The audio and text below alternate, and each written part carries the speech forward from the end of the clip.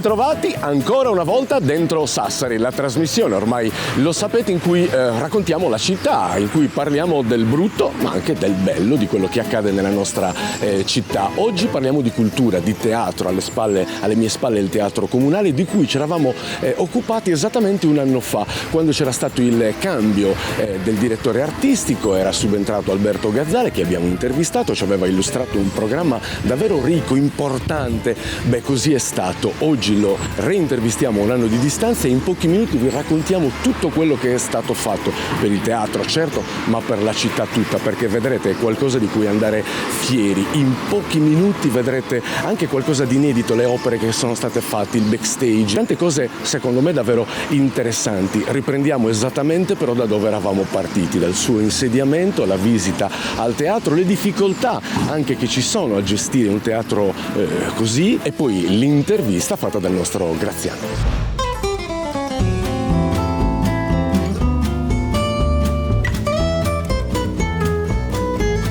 Il fatto che Rete Concerti ci porti alla presentazione di una nuova direzione artistica nella figura del maestro Gazzale, insomma, non può che essere per noi, anche come città, anche proprio come amministrazione, ma come città tutta, uno dei motivi d'orgoglio.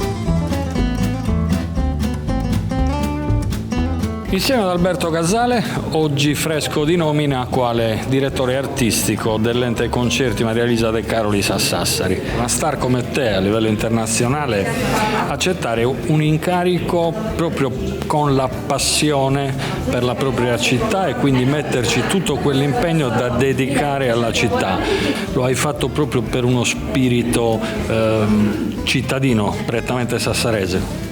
L'ho fatto perché veramente ho sentito il dovere di quando, visto che sono stato investito di questo riconoscimento, diciamo, di questa richiesta, perché penso veramente che, tra l'altro, secondo me anche questo è un territorio, è una città che pullula di bisogno, di arte, di talento, e quindi se posso dare il mio contributo sono veramente felice di questo. Lasciamo Graziano con il direttore artistico Gazzale per andare invece a fare due chiacchiere con il signor sindaco, perché il piano che l'amministrazione ha previsto è piuttosto ampio, ci sta aspettando. Ben trovato signor sindaco, sempre al lavoro. Buongiorno a voi.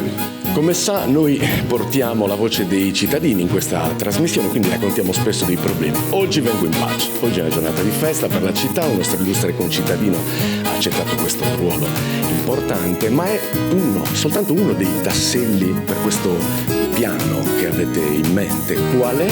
E lei addirittura in conferenza l'ha definito una rivoluzione copernicana. In che senso? Ma indubbiamente quella di oggi è un tassello fondamentale che pone l'ente concerti, ma che nasce in un quadro molto più ampio.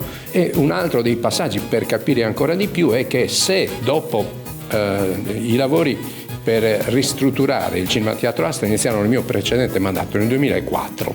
Siamo riusciti dopo praticamente quasi 20 anni ad aprirlo noi e immediatamente abbiamo dato la gestione di quell'altro spazio di cultura importantissimo per la nostra città a delle attività, degli operatori locali, la Botte e il Cilindro e il Teatro Sassari, che gestiscono brillantemente il teatro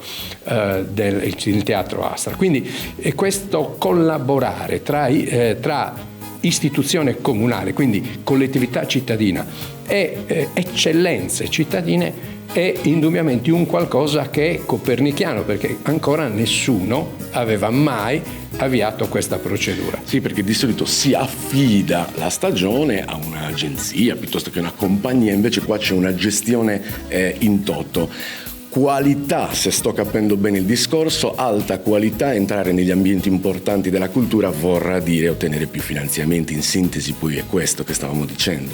Ma anche questo è un aspetto fondamentale, cioè come ha detto anche il presidente Mattone, per avere più ascolto anche solo a livello ministeriale, il fatto che l'ente concerti possa dire di avere un suo teatro, cioè non un teatro dove può lavorare, ma un teatro che può gestire, è un qualcosa che aumenta il peso dell'ente concerti per ottenere finanziamenti. Questo è quello che stiamo utilizzando anche nei confronti della Regione per poter avere un maggiore supporto finanziario senza fare battaglie del campanile, quello di avere un po' più di attenzione da parte dell'assessorato alla cultura, dell'assessorato al turismo, in modo da poter, sfruttando anche appunto le amicizie, le conoscenze, la capacità del nuovo direttore generale, del maestro Gazzale, per poter allungare, arricchire e qualitativamente migliorare la stagione, sia quella lirica sia quella concertistica, e lì poi è tutto un trascinamento, perché a quel punto si potrà ulteriormente lavorare sulla stagione di prosa, quindi si potrà usare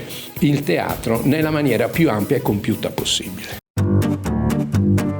Chiarito con il signor Sindaco qual è l'ampiezza di questo piano e perché l'hanno ritenuto una rivoluzione copernicana, adesso andiamo al Teatro Comunale, proprio all'interno, a parlare con professor Mattone, che dirigerà questo po' di iniziativa, e capiremo dall'interno anche le problematiche strutturali e non solo.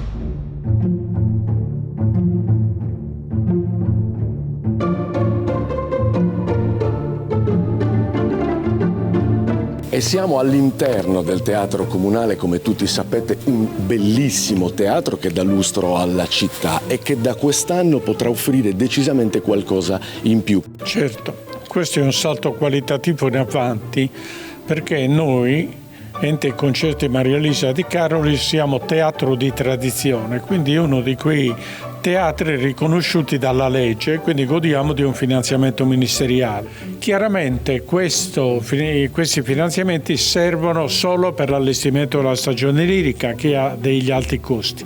Nostro obiettivo, anche col cambio della direzione artistica, è quello di avere una produzione annuale. Cioè, in sintesi, il teatro prima veniva gestito per la stagione lirica solo in quei pochi mesi, per il resto era un'opera inutilizzata. Adesso cambieranno le cose, ma soprattutto, se vogliamo contare, se vogliamo che i soldini arrivino anche a Sassari come in altre città d'Italia, come a Cagliari, dobbiamo aumentare di molto la qualità, ed è questo l'obiettivo. Certo.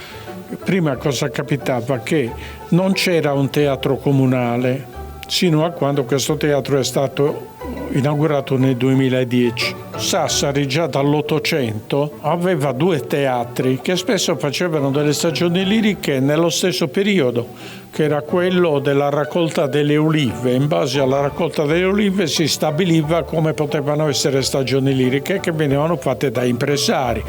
Quindi il primo teatro era il teatro civico piccolo, 400-500 posti, e il secondo teatro dal 1884 il Politeama, oggi Teatro Verdi. Il Teatro Verdi però, rispetto al civico, che era un teatro comunale, era un teatro che era privato, cioè che era stato costruito da una serie di imprenditori. Quindi negli anni 80 si è sviluppata da parte dell'amministrazione comunale l'idea di progettare un teatro comunale. Adesso la gestione che cosa comporta? Innanzitutto una riduzione notevole di costi per conto del comune, perché c'è una riduzione notevolissima, perché noi siamo un ente che non ha profitto, un ente no profit, e quindi in qualche modo garantiamo la funzionalità di questo teatro per tutto l'anno.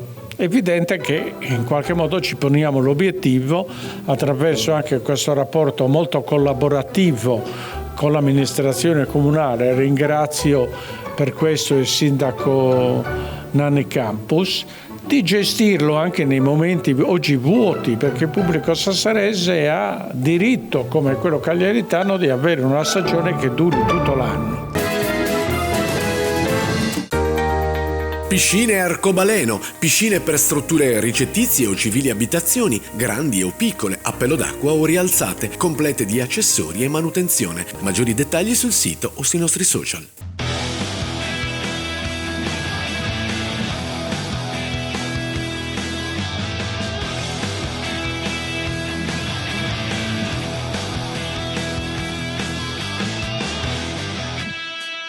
Sviluppa le tue competenze con Performa, corsi di formazione anche gratuiti per sbloccare il tuo potenziale e trasformare le tue passioni in competenze per un nuovo lavoro o per progredire nella tua carriera. Performa, dai una svolta alla tua carriera.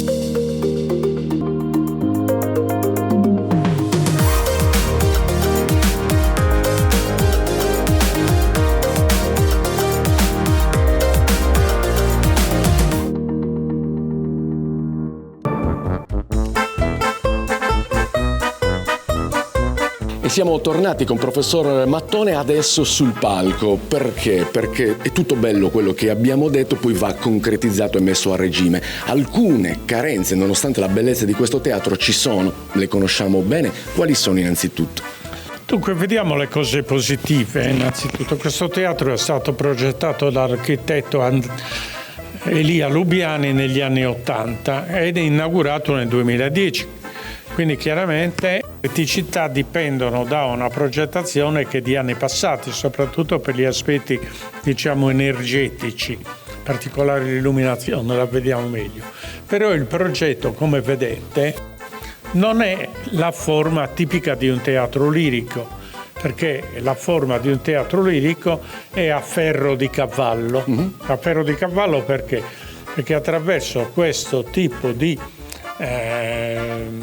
forma consente a tutti, da tutte le parti, di assistere allo spettacolo tranquillamente, mentre invece questo ci sono una serie di posticini. Il teatro comunque è bello, e anche le strutture, camerini, luoghi di prova per l'orchestra, luoghi di prova per il coro sono molto funzionali. Cos'è che non funziona?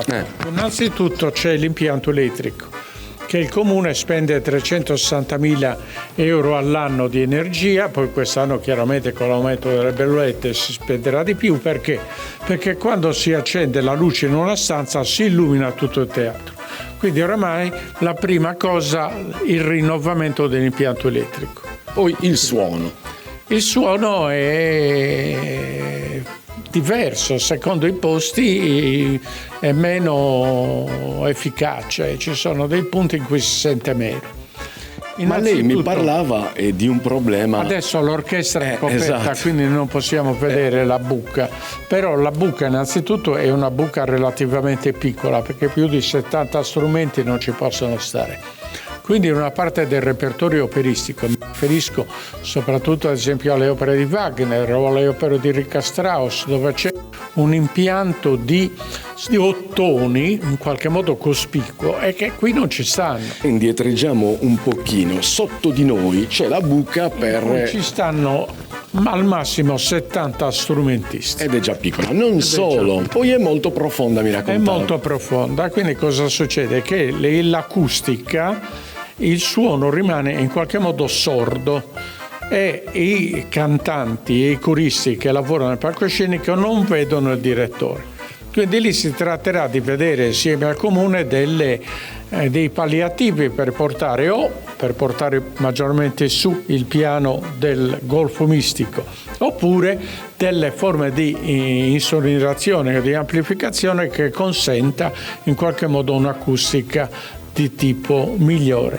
Gli altri aspetti sono anche che un palcoscenico, come vedete, il palcoscenico arriva, questo è uno spazio grande, bellissimo, palcoscenico meno profondo di quello del Verdi, anche se rimane più largo. Sì. Quindi chiaramente questi sono anche tutta una serie di elementi strutturali difficili da superare, perché chiaramente andrebbe rifatto in gran parte tutto il teatro, tenendo presente che poi ci sono degli spazi come questi enormi, ma non utilizzati. Certo. Adesso con la gestione diretta da parte nostra del teatro su affidamento del comune potremmo anche lavorare in teatro per costruire degli allestimenti insieme all'Accademia di Belle Arti, cioè fare degli allestimenti per le opere qua a Sassari e non prenderli come abbiamo fatto sempre in passato su noleggio da altre strutture tecniche.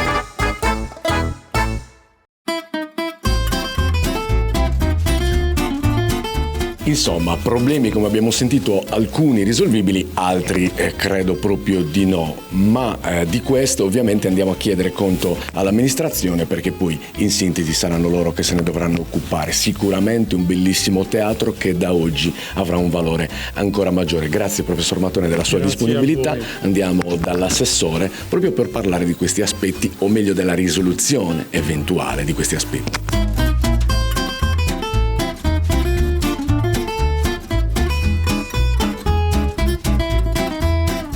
E ci ha raggiunto qui al Teatro Comunale l'assessore Rosanna Arru. Buongiorno assessore. Buongiorno. Abbiamo fatto una breve chiacchierata con professor Mattone, presidente dell'Ente Concerti Maria Elisa del Carolis, col quale abbiamo già evidenziato le, ahimè, già conosciute e risapute criticità che questo teatro presenta.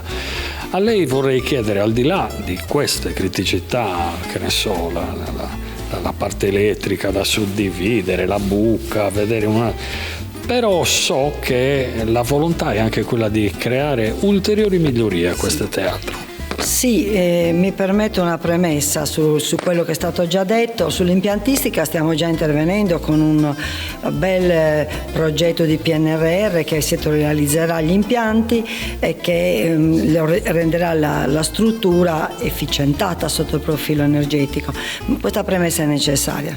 Ci sia per dire che le potenzialità di questo edificio sono ben altre e che se riusciamo con questi primi interventi possiamo davvero riuscire a dare di più, possiamo ottenere di più dalla struttura tanto criticata, perché possiamo per esempio incentivare i punti ristoro.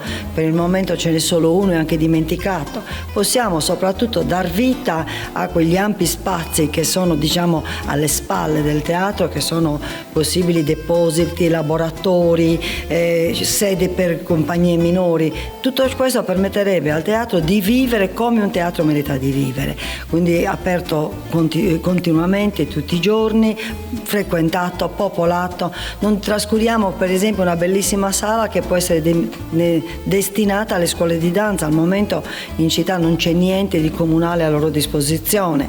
E poi tutto il discorso scenico, per il quale ci siamo già impegnati da poco con il nuovo direttore artistico e col presidente della fondazione dell'Ente De Carolis. E mi viene spontaneo chiederle, sono già a disposizione le risorse per poter intervenire? Allora, le risorse al momento disponibili sono quelle che stiamo già mettendo a correre sull'impiantistica.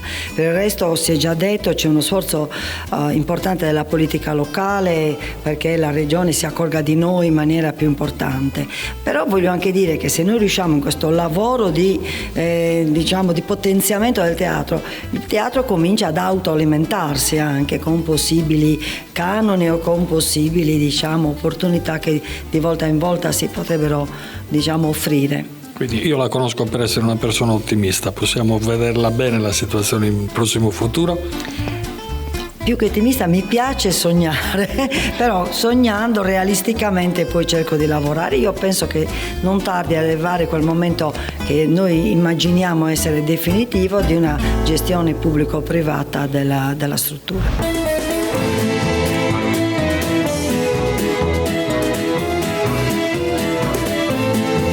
Alberto, era l'11 gennaio lì al Palazzo Civico quando ti sei insediato.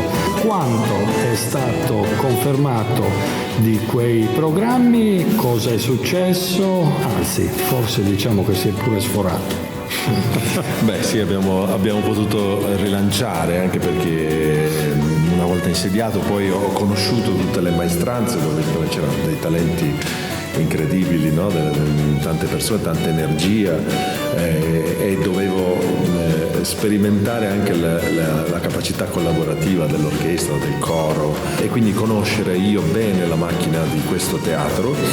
E devo dire che una volta conosciuta mi sono subito reso conto che tutti i programmi che avevo in testa potevano essere realizzati, e quindi io non posso che essere felicissimo di quello che abbiamo realizzato. Vogliamo parlare un po' dei titoli che sono stati eseguiti per quanto riguarda le opere, la parte concertistica che non è da meno. Sì. Cosa è stato fatto? Beh, siamo partiti appunto con una stagione sinfonica che a tutti gli effetti è stata una grande stagione sinfonica che io avevo fatto proprio con l'idea di costruire un discorso proprio di orchestra, di suonare insieme, di suonare molto, di conoscersi, e quindi abbiamo fatto questa trilogia tematica con 3 grandissimi direttori d'orchestra che hanno in quel caso suonato e diretto, questo per costringere anche all'orchestra una maggiore attenzione, un maggior lavoro proprio di approfondimento per costruire proprio il suono dell'orchestra. Mi pare che questo abbia dato dei frutti straordinari, e quindi ci siamo ritrovati a fare la prima opera, La Cavaliera Rusticana, che è stato il primo titolo che abbiamo messo in campo. Dopodiché questa è stata l'unica opera che noi abbiamo, l'unico allestimento che abbiamo noleggiato, perché il resto degli allestimenti li abbiamo tutti costruiti noi come teatro comunale, una cosa che questo veramente è un punto d'orgoglio, perché non credo che in Italia nello stesso momento neanche le fondazioni hanno fatto così tante nuove produzioni costruite proprio in sede. E quindi poi abbiamo fatto questi pagliacci che erano una scommessa che io avevo nel cuore, che avrei fatto anche se non avessi avuto la direzione, perché credo molto nel fatto della diffusione e del fatto soprattutto che siamo in una terra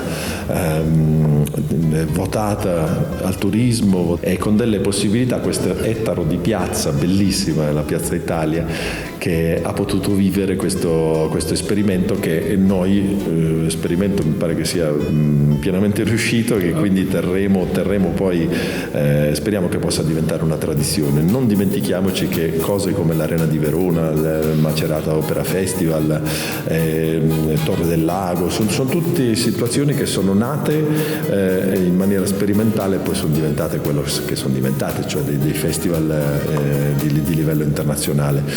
Quindi quella è stata la seconda opera che ci ha fatto da traino per ampliare anche il pubblico, e quindi tanti che non avevano mai visto l'opera hanno avuto la possibilità di capire che l'opera è una cosa straordinaria e che piace anche certe volte al primo incontro, al primo ascolto, e quindi questo ha generato poi una grande affluenza durante la stagione autunnale dove, come sappiamo, abbiamo fatto 5 titoli, tutti prodotti in casa, che hanno avuto con la maggior parte delle serate erano completamente sold out, e abbiamo aggiunto delle recite, la terza recita di Nabucco e la terza recita di Barbiere, e che sono andate praticamente esaurite anche quelle. Quindi vuol dire che c'è anche una necessità nella città, è una città che risponde molto culturalmente, con entusiasmo e con competenza. Quindi abbiamo fatto questa inaugurazione, che doveva essere la vera inaugurazione autunnale, col Macbeth, che ha avuto degli esiti veramente, perché era uno spettacolo molto complesso, con un grande cast, e ha avuto un esito bellissimo. Poi abbiamo avuto il Barbiere di Siviglia, anch'esso costruito per questo teatro, in questo teatro, e anche questo ha avuto le 3 recite che sono andate assai bene. Poi abbiamo fatto il Dittico, che di nuovo ha utilizzato proprio tutte le maestranze presenti nel teatro, il direttore degli allestimenti scenici, che è una bravissima scenografa, che ha fatto la scenografia, Luisella Pintus per i costumi, e c'è stata una collaborazione veramente straordinaria di tutta la struttura teatro, per poi finire con Nabucco. E il Nabucco, essendo di proprietà, diciamo, del Teatro Lirico di Cagliari e del Teatro di Sassari, fatto in coproduzione, è stato un importante ritorno, perché è uno spettacolo grandioso, bellissimo, veramente con un ottimo cast. E quindi possiamo dire di essere stati fortunati, abbiamo avuto la fortuna diciamo dell'audacia, perché abbiamo osato fare un numero impressionante di titoli, tenendo conto che in questi titoli poi si sono aggiunti 3 concerti sinfonici più un quarto lirico sinfonico, quello della Sassu, che ha anticipato l'inaugurazione della stagione. Quindi è stata veramente una stagione estremamente ricca e che ha avuto un afflusso di pubblico sorprendente e anche un gradimento, mi pare. Consentimi di aggiungere una cosa, c'è stata anche una start-up, se così la possiamo chiamare, di decentramento. Sì, ecco, questa è un'altra delle novità che abbiamo apportato, perché c'è stato questo il Barbiere Siviglia che dopo il successo avuto qui nella città abbiamo fatto questa bellissima collaborazione col Teatro di Tempio e col maestro Fabrizio Ruggero che ha cercato fortemente questa collaborazione che io ho viceversa accolto veramente con grande forza, perché credo che sia molto importante che Sassari diventi un polo distributivo proprio per quanto riguarda il nord Sardegna, quantomeno. Siamo in chiusura. Sì. In un attimo ci puoi eventualmente fare qualche anticipazione per la prossima stagione 2024 e così magari, chi lo sa, fra un anno, l'anno prossimo ci ritroviamo per poter ripartire da questa intervista per poter dire ciò che è stato eseguito nel 2024. Sì, logicamente Anno Puccini anche. Esatto, vi sarete accorti che in questa stagione non è stato presente Puccini, mentre l'anno prossimo, cioè quest'anno in corso ci sarà Puccini, ma non sarà l'unico ad essere, anche perché è un autore talmente amato, talmente meraviglioso che non ha bisogno certo di essere celebrato in maniera eccessiva, però ci sarà, avremo una stagione molto importante anche quest'anno, ovviamente abbiamo avuto, la macchina è oliata, l'entusiasmo è cresciuto, non si è perso, anzi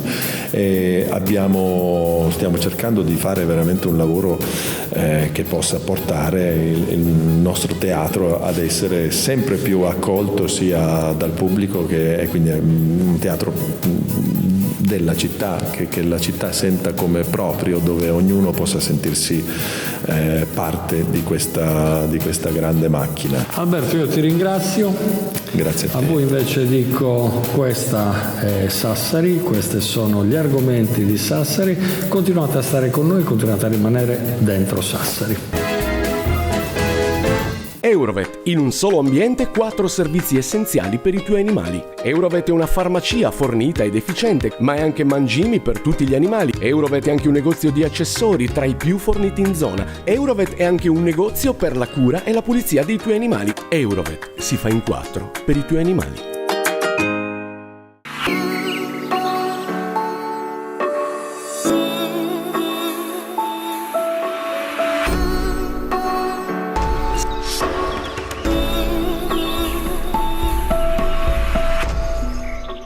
Testoni SRL è leader, in partnership con Eni, nel settore del commercio di combustibili. Consegniamo con grande puntualità e tempestività in tutta la Sardegna, anche a domicilio, lubrificanti e combustibili ad enti, condomini, privati, settore agricolo, industriale, fino a quello mercantile. Per info e dettagli su tariffe e consegne, chiama o consulta il sito.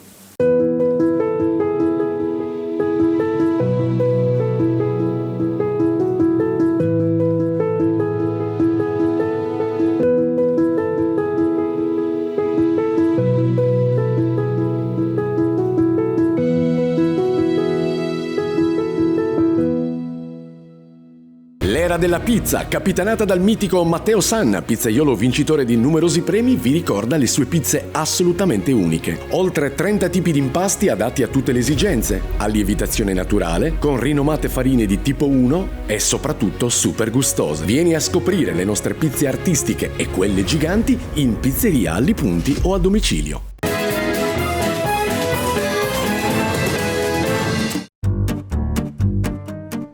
E a questo punto, come in tutte le puntate, visto che in questa trasmissione vogliamo sempre e solo parlare di Sassari, ci siamo dati anche l'obiettivo di andare a curiosare, di fare queste passeggiate culturali dove andiamo alla scoperta di location importanti per Sassari, magari sconosciuti ai più. Oggi siamo proprio sul Ponte Rosello perché parleremo del simbolo della città, ovvero la Fontana di Rosello, ovviamente sempre con lui, con il nostro ospite Matteo.